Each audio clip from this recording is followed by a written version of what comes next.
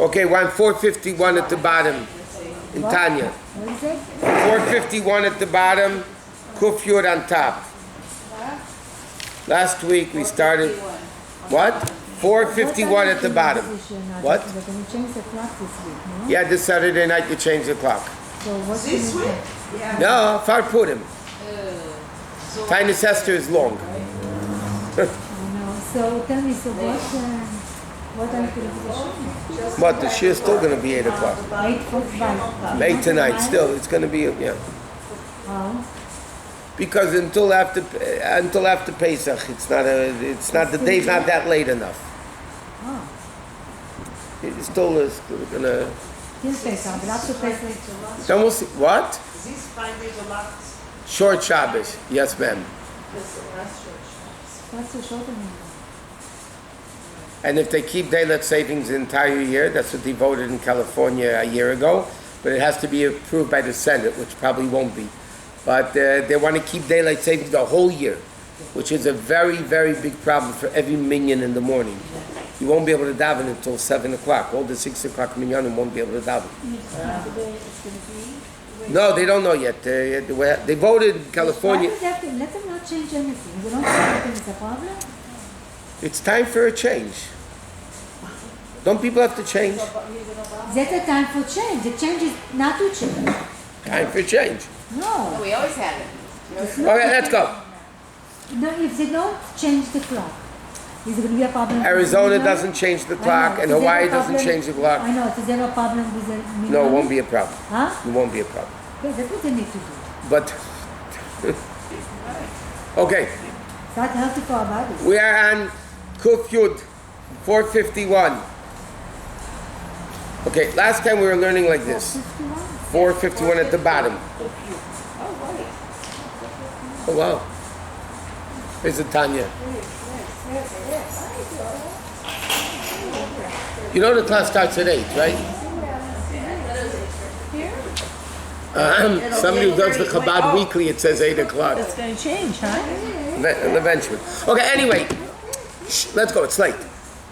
So, the Alter Rebbe quoted the Pasuk in Mishlei that says, Zereh tzedakah schar emes. Those who sow tzedakah have a reward of truth.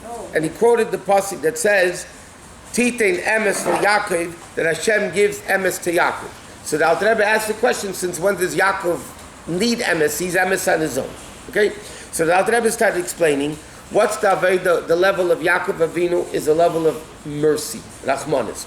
Avram Avinu is chesed, love. Yitzchak is gvurah, fear. Yaakov Avinu is the level of Rachmanis, Tiferes. Now what does Rachmanis mean? Having pity on something or somebody, or having mercy on somebody or something means they're not in a good state. You know, they used to be much better off. Now they're very bad off, so to speak. And therefore it's understood, the greater they were and the lower they fall is the bigger pity. Right? Because if the guy only falls a little bit, it's not such a big pity as they used to be super wealthy and now they're homeless. That's a bigger rachmanis than in person. Okay. So we learned last week, what's the avodah of Yaakov Avinu by every Yid? To awaken rachmanis, to awaken mercy on their own neshama that came from a super high level, chelek alakami mal. And he started explaining, that's what we're learning now, that all of the worlds, every one of the worlds, the spiritual worlds, the physical world, everything is one word from Hashem's mouth, which is nothing compared to the essence of Hashem. So therefore, the neshama, which is a part of Hashem, mamish chelek alakami mal, above all that we're going to learn now. And yet the neshama comes down all the way, not only into the world, into a body, into a Yetzer Hara, especially in the time of Golus, of exile. So for sure, it's a terrible rachmanis on the neshama. A person has to awaken rachmanis on himself. So let's see this inside. Okay, we're going to start like 8 lines from the top of the page, the 451, Kuf Yud on top. So he started explaining, now the Rebbe is explaining all the revelations of the world is only one ray of Hashem's mouth. Time and place is very, very limited in one level of Hashem. But compared to the essence of Hashem, it says, Ani Hashem leishanisi, I am Hashem, I didn't change. Now the question is, what do you mean Hashem didn't change? Before he created the worlds, he didn't have to deal with worlds. Now that there is our worlds, he has to deal with the world. What do you mean Hashem didn't change? He says, what does it mean? Whether it's the chain of the worlds, from the highest to the lowest, is absolutely irrelevant to Hashem in any way whatsoever. Why? Because the same way Hashem finds himself in the higher worlds, in the same way he's down here. There's no change in Hashem before the world, after the world, from the highest level to the lowest level. Hashem doesn't change. Or whether it's the change of time. Just like before Hashem created time and place, he was alone. Just like before creation, right? The only thing that exists is Hashem. So it is exactly the same way now that creation is over. There is no change in Hashem whatsoever between before creation, where seemingly he didn't have to give life to the world, and now he does have to give life to the world. Okay? If somebody has a child, before they had a child, they didn't have to deal with the child. Now they do have to deal with it. So it's a change in the parent. By Hashem, we're saying, before the world, after the world, there's no change at all. In davening, we say, before Haidu, Atahu Kaidem Shenivra Ha'olam, Atahu Mishenivra Ha'olam. Simply, it means, it translates in the English Siddur, God, you existed before the world was created. God, you exist now. Siddur says, no, that's not what it means. Siddur says, Atahu Kaidem Shenivra Ha'olam, meaning, the same way you existed before the world was created, meaning there was only you and only you. The same way you exist now that there is a world. Meaning the only thing that exists is Hashem, and therefore there's no difference if there is a higher world, lower world, it's all the same. There's no difference if it existed, it didn't exist, because by Hashem it's all worthless. It doesn't exist. The only thing that exists is Hashem himself, Yochad and Miyuchad. He is alone before the world was created. So therefore, the Alter Rebbe is saying like this. If a person realizes and analyzes all the spiritual worlds, Atzilis, B'riyah, Ayon, and everything, and then the person realizes this is all a ray of Hashem that he spoke and it became created. Bereshit bar lekim esa shemayim v'esa aretz. It doesn't only mean heaven and earth. Shemayim means all the ruchnias, the spiritual worlds. Aretz refers to all the physical worlds. Yeah? Hashem created with one word. One word compared to the power of speech, we learned, remember, is infinite. How much more so compared to the power of thought? How much more so compared to the emotions? How much more so compared to the intellect? How much more so compared to the essence? So this one word that the whole universe exists from, spiritual and physical universe, doesn't change or alter Hashem in any way whatsoever. And therefore, what is a person supposed to meditate? A person is supposed to meditate. My neshama comes from that level of Hashem, not from the chelak alakamima. My neshama comes from that level of Hashem. That whether there is a world or no world, it's all exactly the same thing. The universe, no universe, it's all the same. And you know where my neshama fell down to? To the lowest of the pits of the pits. Into this world, into a body, into a Yetzer Hara, especially in the time of Golus. You can't get lower than that. Tachten, Shein Tachten, Lamate Menu is the lowest of the worlds. So he says, what's the Aved of Yaakov Avinu? Avram Avinu for us means loving Hashem. Yitzchak Avinu means fearing Hashem. What's Yaakov Avinu by us? He's Yaakov Avinu. What do you mean? We have his trait. What is the Yaakov Avinu's trait? The attribute of Rachmanis. What Rachmanis? How bad, how distant the fall of the neshama was from super great to super low. And when you awaken that pity on the soul, you know, when you have pity on somebody, it awakens love. Right? Social workers, you find that very often. When you have rachmanis on somebody, it actually stimulates a love, which is really a pasuk. The pasuk says, Yaakov asher podas Avram. Yaakov who redeemed Avram.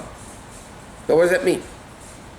Avram was never in jail, that Yaakov was able to redeem him. You know, Yaakov was 15 years old when Avram Avinu passed away. He didn't redeem him ever. So Chassidus explains, what does it mean Yaakov that redeemed Avram? There's a level of love that the neshama has. You have a neshama, you have love of Hashem. But it's in captivity by the body, the Yetzer Hara, by the worldly things and everything. So that love, that in that naturally ingrained Avam Esoteris, the concealed love that every Jew has by birth, that love is concealed. It's in jail. It needs to be redeemed. What redeems it? Yaakov Asher Podas Avram, the attribute of pity.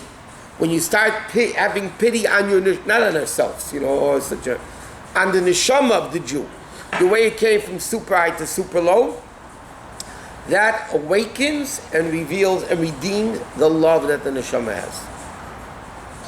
That's what it means. Yaakov Asher Podas Avram, the attribute of Yaakov, which redeems Ava, the chesed of Avram. Therefore, what do? You have this in davening by the same way. The whole purpose of davening is to come to the Yohavtas Hashem Elokecha b'chol levav b'chol nafshecha, right, to love God with Yetzer Tov and Yetzer Hara. That's the ultimate purpose of davening. So the whole davening is this ladder going upward, right? We learned many times. So you start off with Psukei de Zimra. What does Psukei de Zimra say? You meditate in the greatness of Hashem. Hashem is so great, the stars, the moon, everything. Right? You meditate into that. Then you come to the second part of davening. After Baruch Hu, you speak about the angels. The Ifanim and the Igeret Hakodesh, and this angel screaming Kodesh, and this one screaming Baruch, and all what do we have to do with the angels? So the Alter Rebbe explains, because the source of the Nefesh Habamis comes from the Shmorim, from the sediment, the junk of the Malachim called Ifanim. That's the source of the Nefesh Habamis. So what do you do in part 2 of davening? You say, okay, my meditation into the greatness of Hashem did not necessarily work. So now we come to the Yetzer Hara and say, listen, Boychik, you come from the Malachim, yeah? Your source is screaming God is holy. So come on, don't you think you should also scream God is holy? What happens if that also doesn't work? Better late than never. What happens if that also doesn't work? What happens if that also doesn't work? What do we do right before Shema? We say, Avinu Avarachman Hamerachem Rachem No Aleinu. If nothing helps, what do we do right before Shema? The last thing, we try first meditating greatness of Hashem. That doesn't work. We try talking about our source of Nefesh Habamis. The angels are screaming God is holy. That doesn't work. We turn to God and say, listen, God, help. Have pity on me. I can't handle. Just have pity on me. Rachnu aleinu. The same believenu. Give our brains to understand it, to feel your godliness. That's the attribute of Yaakov Avinu. Okay? But now he says like this. I think he says, V'hainu, this is a little bit past midway. Midnei shakol ka'ayin v'efes mamish l'gabi mohusi v'atzmusi, because the whole world, everything, the higher, the lower, everything, is nothing compared to Hashem. Like the comparison we just mentioned of one word of a person, or afilu mimachshavta, even the thought of a person.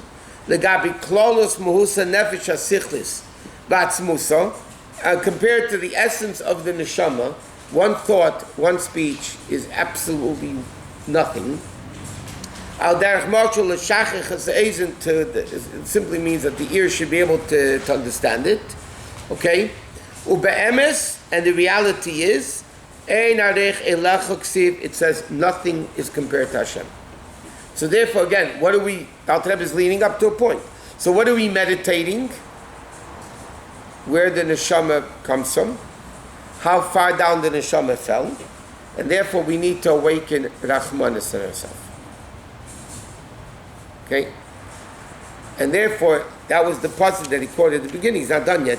Zerei tzedakah, who if you plant tzedakah, the reward is emes, which is the attribute of Yaakov Avinu, which is the attribute of Rachmanis. Because Rachmanis will actually awaken the love that the Jew has to love Hashem. All of that in order so we can love Hashem. That we can openly love Hashem. That we can openly love Hashem. We have a natural love for Hashem. Yeah, but we love ice cream better. That's probably it. So, Or chocolate, or whatever you like. I mean. not like a chocolate. But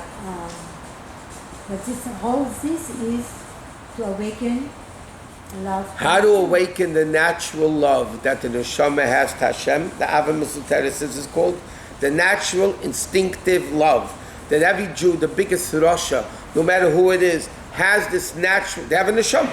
This neshama has a innate, instinctive love of Hashem, but it's dormanted, it's buried, it's in golus, it's in exile. How do you reveal it? Yes, you do Torah mitzvahs, eventually you become closer to Hashem, that itself awakens. Okay? But here he's saying another point. There's a level of rachmanis that you have on your neshama that it fell so low, then that awakens the instinctive love that a person I think it awakens like it makes you more depressed. No. Because the person realizes where the neshama comes from, where it came to, Igeret Hakodesh, but then the Jew realizes that by one little mitzvah, I can connect to that essence of Hashem, which is above all of it, and time and place don't mean anything, and Atzilus doesn't mean anything. As the Rebbe Rashab had the expression, Chassidus, Kol ha-mitzvahs misyachsim elo atzmos. All mitzvahs are identified with the essence. All mitzvahs connect a Jew with the essence of Hashem. So little tiny me, that is so low compared to all that stuff, and yet, never to get depressed. The Jew realizes it, and yet, I do one little mitzvah, one tiny, seemingly insignificant mitzvah. So I put a nickel into the pushka, or I hope somebody crossed the street, or else I do a favor, or I do whatever. Yeah, I connect to the essence. On the contrary, what does it say in a Yom Yom? That the person should mizbeinin, that how low the person is, yet he can cause a big nachas ruach to Hashem himself. So that was there's nachas rosh and asar etzoni, right?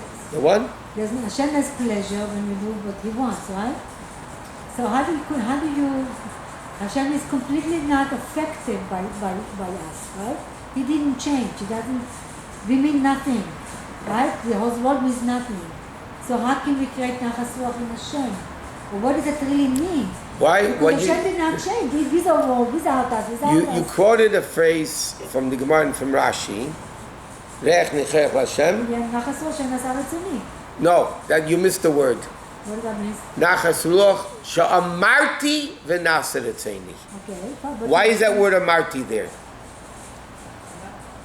Nachas ruach, Hashem has enjoyment that you did what He asked you to do.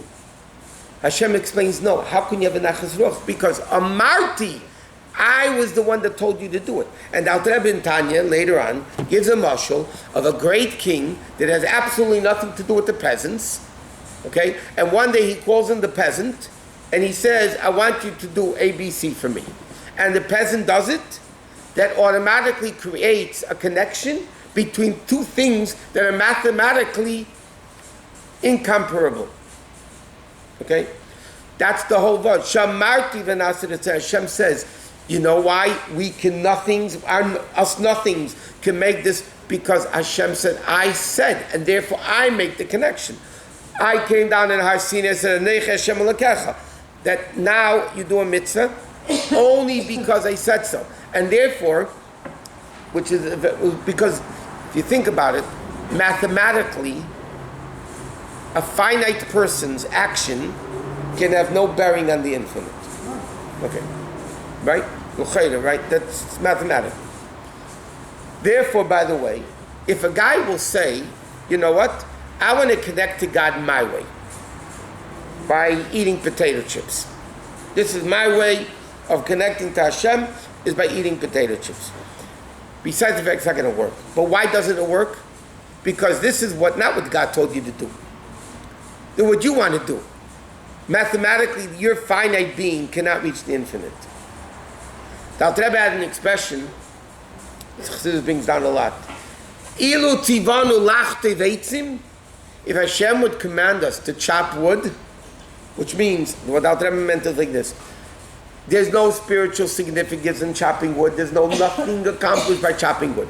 But if Hashem would have commanded us to chop wood, chopping wood would become a connection to Hashem. The whole vart is because He commanded us to do it. So therefore Hashem says He is above everything. He's above limited and above unlimited. So Hashem comes along and says, listen guys, I know you are limited and you're all the way down there, but let me tell you something. I am telling you to do this, and therefore I will mathematically connect finite and infinite. It doesn't make sense mathematically. Yeah, from our realm it can't be. But from Hashem who's above finite and infinite, and above light and dark, above nature and supernatural, and therefore Hashem can combine everything together. Hashem says, guess what? You do a mitzvah, you as a finite being with a finite mitzvah. An esrog has to be a certain size. Yeah, candles, you can't do Thursday night and make a bracha. It's a bracha in vain. You get a sin if you bench lift Thursday night with a bracha. It's all connected to time and place, right? A sukkah has to be a certain size. Everything has to be a certain size. So Hashem says, when you do that, and that's why the part of all mitzvahs connect to the essence. What actually happens is, Hashem is telling the Jew, when you do a mitzvah, you are getting the infinite into your finite being. Now, l'chayre, that doesn't make sense. So Hashem said, because my mitzvah that I am telling you to do comes from my level, which is above finite and infinite. And therefore I can combine finite and infinite. And therefore I'm telling you that when I tell you to do a mitzvah and you do it right, you're going to be connected to the infinite and finite simultaneously. It's very hard to understand. But then when we create a pleasure in Hashem, we do something in Him that changes Him. We don't change Him. So what is a pleasure? Shamarti v'nasir etzaini. But what does it do? Let me ask you a very simple question. When we do mitzvahs, we do God a favor, we do ourselves a favor? Ourselves. Okay. Now, young children in the classroom think when they learn well, they're doing the teacher a favor. This is the mental approach. That's children, right? They're doing the parents a favor by going to bed on time or eating what the parents... Yeah. It's a big favor. Yeah, I understand. But the reality is, you're not doing the parents a favor. You're not doing the teacher a favor. The teacher's going to be effective if you learn well or not. How's it going to affect the life of the teacher? But when we do what the teacher wants us to do, it's our benefit. We don't do any favors to the teacher. When we do a mitzvah, essentially we're doing we're not doing Hashem a favor. We're doing ourselves a favor that we are able now to connect a finite being to the infinite Hashem. Which basically means, because in order to connect infinite and finite, you got to attach to a level above both. Meaning a Jew attaches to a level above both, and therefore they can have finite in the infinite together. It's remarkable. What is the connection with Igeret Hakodesh when we eat? We're not done yet. We're not done yet.